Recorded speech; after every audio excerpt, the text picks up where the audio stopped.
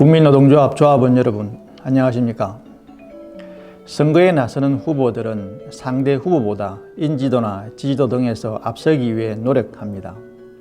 상대보다 앞서는 비교 우위를 유지하기 위해서 공략할 대상을 정하고 다양한 전술을 사용합니다.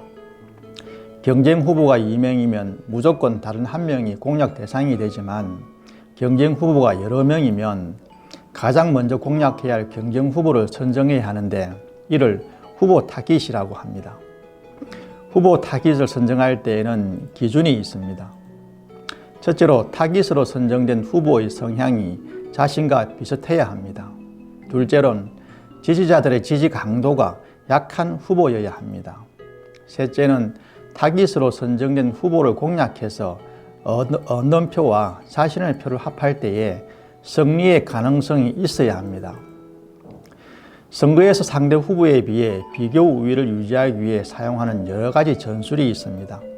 대표적인 것이 차별화, 동일화, 구체화, 차원 전술 같은 것이 있습니다. 차별화 전술은 유권자들이 가장 관심을 가지는 이슈에 대해서 상대 후보와 차별화된 자신의 장점을 유권자들에게 알리는 것입니다. 차별화 전술의 핵심은 문제를 해결할 능력이 있음을 보여주는 것입니다. 일반적으로 대부분의 선거에서 가장 큰 이슈는 경제 문제입니다. 그래서 유권자들은 후보의 경력을 중요하게 바라보는데 장관이나 공공기관장, 대기업 CEO 등 경력이 있으면 경제 문제를 잘 해결할 수 있을 것으로 기대합니다. 올해 4월에 치러지는 서울시장 보궐선거에서 유권자의 가장 큰 관심 이슈는 부동산 문제입니다. 문재인 정부가 부동산 대책을 24번이나 내놓았지만 집값을 잡지 못하고 있기 때문입니다. 많은 후보들이 저마다 부동산 문제 해결을 위한 공약을 내걸고 있습니다. 공공개발을 확대하겠다는 것에서 모든 규제를 풀겠다는 공약까지 나오고 있습니다. 문제는 후보들이 부동산 문제를 어떻게 해결할 수 있는지 자신만이 가지고 있는 대안을 제시하지 못하고 있다는 점입니다. 유권자들이 공통적으로 납득할 수 있도록 후보 자신만의 방법을 제시하는 것이 다른 후보와 다른 부동산 대책에 대한 차별화 전술이 아닐까 생각합니다.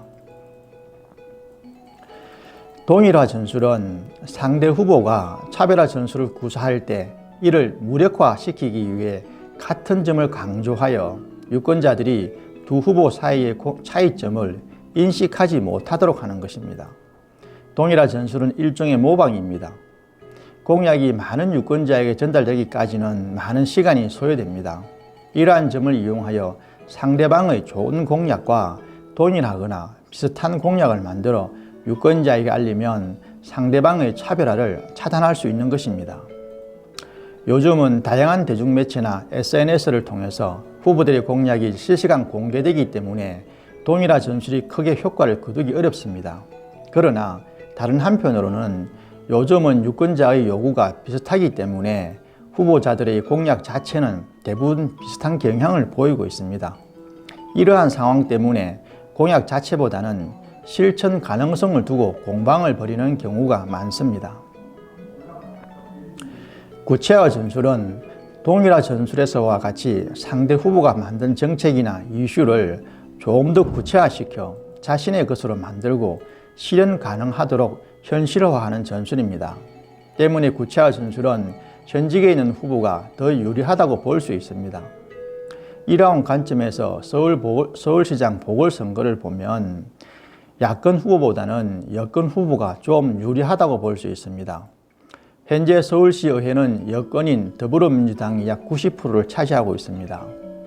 서울시장은 정책을 실현하기 위해 서울시의회와 협력이 필수적인데 여당 후보가 당선되면 협력이 잘 되겠지만 야권 후보가 당선되면 서울시의회가 협력하지 않을 가능성이 높습니다. 그러면 서울시장과 서울시의회는 매일 정책 지평을 놓고 대립만 하다 1년을 허비할 수 있습니다. 이러한 이유로 더불어민주당의 잘못으로 치러지는 보궐선거이지만 더불어민주당이 여전히 유리한 선거 환경에 있는 것입니다. 차원 전술은 상대 후보의 방식과 전혀 다른 방식을 이용하여 선거운동을 하는 것을 말합니다. 이것은 상대 후보와 비교해서 인지도나 지지도 등 여러 면에서 경쟁이 되지 않을 때 사용해야 합니다. 대표적인 방식이 중앙무대에서 일어나는 바람의 편성에서 선거운동을 전개하는 것입니다. 선거 때마다 나타나는 물갈이 같은 것을 활용하는 것입니다. 국회의원 선거에서 지역구에서 현역 후보와 경력이나 인지도, 지지도 등에서 경쟁이 되지 않을 때 중앙무대에서 일어나는 물갈이 흐름을 활용하여 상대 후보를 구태의연한 정치인으로 포함시키는 것입니다. 이렇게 되면 현직 후보는 물갈이에 대처하느라 지역 선거운동에 소극적일 수밖에 없게 됩니다. 이때를 활용하는 것이 차원 전술입니다. 선거운동에서 후보는 모든 순간 자신의 세력이 강력하다는 것을 알리거나 세력을 강하게 만들기 위해 노력합니다. 이것이 선거에서 이기는 방법이기 때문입니다.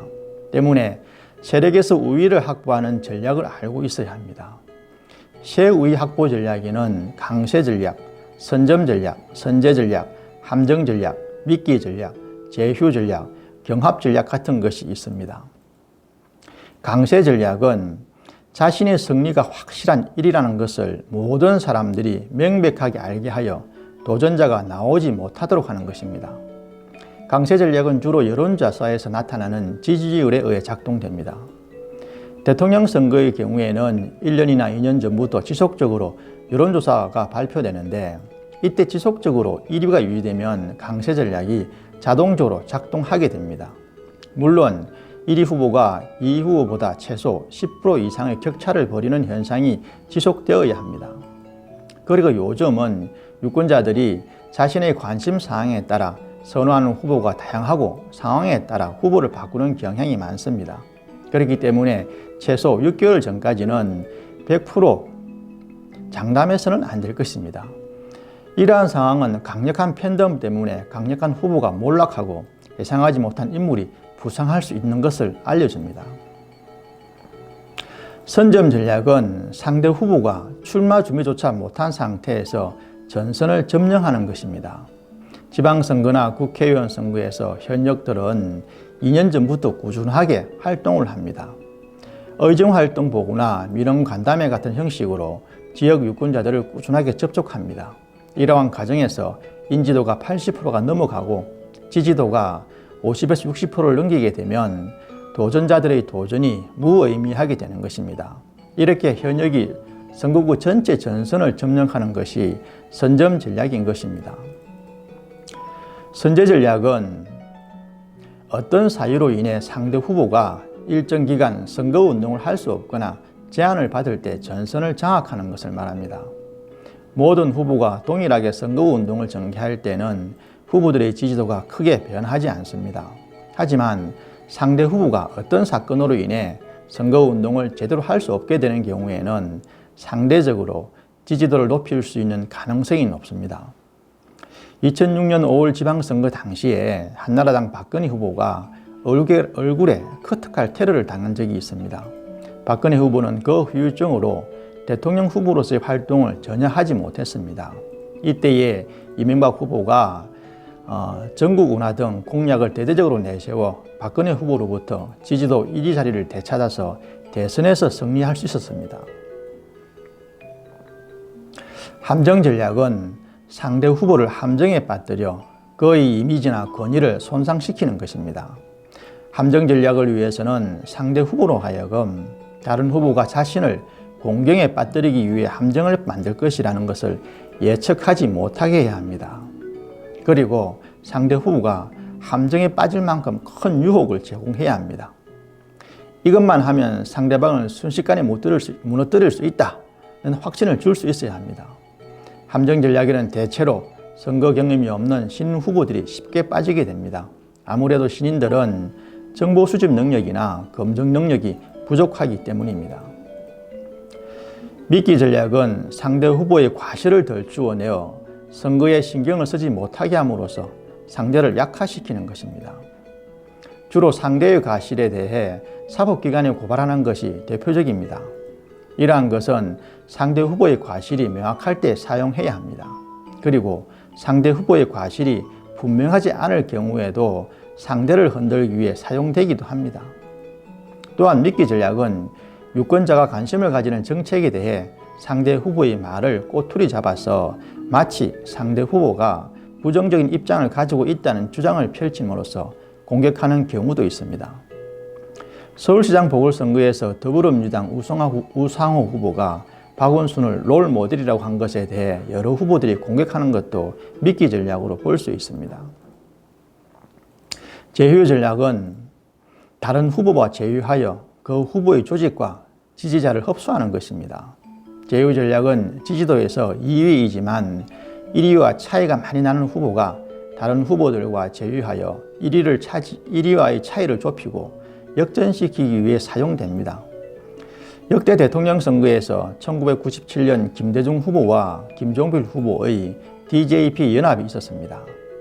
이때 김대중 후보가 김종필 후보의 충청권의 지지를 얻어 39만 표 차이로 승리했고 그 대가로 김종필 후보는 국무총리가 되었습니다. 그리고 장관 자료도 몇 자리 얻었던 것으로 기억하고 있습니다. 그리고 2002년에 노무현 후보와 정몽준 후보가 단일화를 하여 1위였던 이회창 후보를 꺾고 노무현 후보가 57만 표 차이로 승리했습니다. 이 두 경우가 제휴 전략이 성공한 사례로 볼 수 있습니다. 경합 전략은 상대 정당이나 상대 후보와 비슷한 성향을 가진 후보를 부추겨 출마시키는 것입니다. 경합 전략은 상대 후보의 표를 분산시키고 동시에 비슷한 성향을 가진 유권자들이 뭉치지 못하도록 합니다.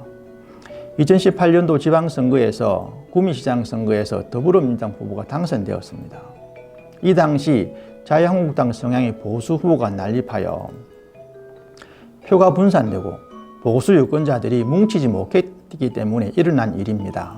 물론 구미시장 선거에서 보수 후보의 난립이 더불어민주당이 시도한 것은 아니지만 결과적으로 자유한국당 출신 후보의 난립으로 경합 전략이 작동된 사례로 설명될 수 있습니다. 선거 과정에서 후보들이 세력 우위를 확보하기 위해 다양한 전략을 구사하는 것만큼 네거티브 캠페인, 포지티브 캠페인을 전개합니다. 선거운동은 기본적으로 후보 자신의 장점을 알리고 약점을 보완합니다. 동시에 상대의 장점을 무력화시키고 약점을 공격하여 공략하는 방식으로 전개됩니다. 이러한 과정에서 네거티브 캠페인도 동원되고 포지티브 캠페인도 사용됩니다. 네거티브 캠페인은 상대 후보의 약점을 공략하는 전략입니다. 네거티브 캠페인을 통해 상대 후보에게 반발하는 유권자가 생기도록 하는 것이 목적입니다. 선거 과정에서 아무리 깨끗한 선거, 공정한 선거를 외쳐도 네거티브 캠페인은 피해갈 수가 없습니다. 이유는 간단합니다. 유권자들은 사람들의 장점보다 약점이나 비방, 험담을 더 잘 기억하고 비방과 비난이 반복하면 유권자들은 이를 사실로 인식하여 그 후보를 지지하지 않는 경향이 나타나기 때문입니다. 그리고 네거티브는 실제로 득표에도 도움을 주는데 네거티브가 시작되면 지지자들의 후보에 대한 지지 철회가 나타나고 다른 후보를 지지하기 시작합니다. 이렇게 네거티브가 성공적인 효과를 나타내면 그 후보는 네거티브에 대응하기 위해 인력과 시간을 사용하게 되는데 그 과정에서 또 다른 약점이 노출되어 표를 잃게 되는 것입니다. 네거티브 캠페인에 항상 붙어 있는 것이 비판과 사과 전술이 있습니다. 다르게 말하면 아니면 말고식 전술입니다. 아니면 말고 전술로 인해 가장 큰 피해를 본 정치인이 1997년과 2002년 대선에 출마한 이회창 후보였습니다. 이회창 후보는 청렴과 대쪽 이미지를 가지고 있었는데 아들의 병력 비리 의혹은 치명적인 타격을 주었던 것입니다. 선거가 끝난 후에 무혐의가 밝혀졌지만 이때는 선거가 끝나고 결과는 되돌릴 수 없었던 것입니다. 네거티브 캠페인에 사용되는 상대 후보의 약점은 널리 알려진 것이 좋습니다. 상대 후보의 여러 가지 약점 중에서 유권자에게 가장 많이 알려져 있고 공략했을 때 유권자의 마음을 움직일 수 있는 것 두세 가지를 선택하는 것이 일반적입니다. 유권자들이 인식하고 있지 못한 상대 후보의 약점은 알리는 데 시간이 많이 소요될 수 있고 효과가 크지 않을 수 있기 때문입니다. 그러니 네거티브 캠페인에 사용되는 약점은 전파력이 클 수 있는 내용일 때 효과가 크다는 것을 알 수 있습니다. 포지티브 캠페인은 후보가 자신의 장점만을 강조함으로써 유권자를 설득하는 것입니다. 통상적인 선거운동에서 포지티브 캠페인은 유권자의 관심을 끌지 못한다는 약점을 가지고 있습니다. 네거티브와 포지티브가 결합된 캠페인이 있습니다. 상대의 약점을 공략하면서 자신의 장점을 선전하는 것입니다. 이것이 가장 일반적인 선거 전략입니다. 유권자들이 가장 관심을 가지는 이슈에 대해 상대방은 해결 능력이 없다고 공격하고 자신은 해결 능력이 있다고 강조하는 방식입니다. 다가올 2022년 대통령 선거에서 문재인 정부의 경제 실패, 부동산 실패, 외교 실패, 안보 실패 등 무수한 실패에 대해 더불어민주당 후보들은 절대 해결할 수 없음을 공격하고 범야권 단일 후보가 연합정부를 통해 해결해 나갈 수 있다고 주장하는 방식으로 나타날 수 있을 것입니다. 선거운동에서 네거티브 캠페인은 피할 수 없다는 것은 누구나 알고 있습니다. 그러면 네거티브 캠페인에 어떻게 대응해야 하겠습니까? 상대 후보가 네거티브 캠페인을 전개하면 가장 먼저 해야 하는 것은 반박 증거를 가지고 역공하는 것입니다. 상대 후보가 사실과 다른 것을 유포하는 신뢰할 수 없는 사람으로 만들고 즉시 흑색 선전 혐의로 고발하고 이것을 유권자들에게 신속하게 알림으로써 매듭을 지어야 합니다. 그리고 상대가 계속해서 네거티브 캠페인을 전개하면 역으로 상대 후보의 더 큰 약점을 공격하여 나의 약점에 대한 유권자의 관심을 상대 후보에게 돌려야 합니다. 그러나 상대 후보가 제시하는 네거티브가 사실이라면 유권자의 의구심과 관심이 증폭되는 것을 막기 위해 솔직하게 인정하는 것도 좋은 방법입니다. 후보의 솔직하고 진솔한 인정은 유권자의 동정을 얻을 수 있고 더 이상 관심을 가지지 않도록 합니다. 마지막으로 상대 후보의 비판을 무시하는 무대응 방법이 있습니다. 이것은 상대 후보의 비판이 선거 승패에 영향을 미칠 정도로 파괴력이 없을 때 사용합니다. 무대응으로 일관하면 상대 후보가 오히려 시간만 소비하게 되고 실익을 얻을 수 없을 것이기 때문입니다. 이번 서울시장 보궐선거에서 국민의힘 나경원 후보에게 제기된 네거티브 중 나경영이 있습니다. 나경원 후보의 신혼부부 1억 공약에 오신환 후보가 허경영과 연결시켜 나경영이라고 공격한 것인데요. 공약의 실현 가능성에 의구심을 제기한 것입니다. 처음에는 나경원 후보가 매우 당황했지만 나중에는 나경영이어도 좋다는 식으로 적극 대응하면서 넘어갔습니다. 오세훈 후보의 경우에는 산자부 공무원의 북한 원전 건설 계획 문건 뒤에 붙은 V1.1을 VIP라고 해서 논란이 빚어졌는데요. 오세훈 후보를 매우 곤혹스럽게 만들었습니다. 네거티브에 사용되는 소재는 오래전부터 알려진 상대 후보의 약점도 있겠지만 요즘은 언론의 집중적인 관심으로 인해 갑자기 발생하는 요소도 있습니다. 이러한 네거티브 공세에는 어떻게 대응하느냐가 매우 중요하다는 것을 인식할 수 있습니다. 네거티브 캠페인을 전개할 때에는 상대 후보에 대한 분석을 잘 해야 하고 네거티브 공격 수준을 잘 정해야 합니다. 잘못된 네거티브는 오히려 상대에게 역공의 계기를 제공할 것이기 때문입니다. 감사합니다.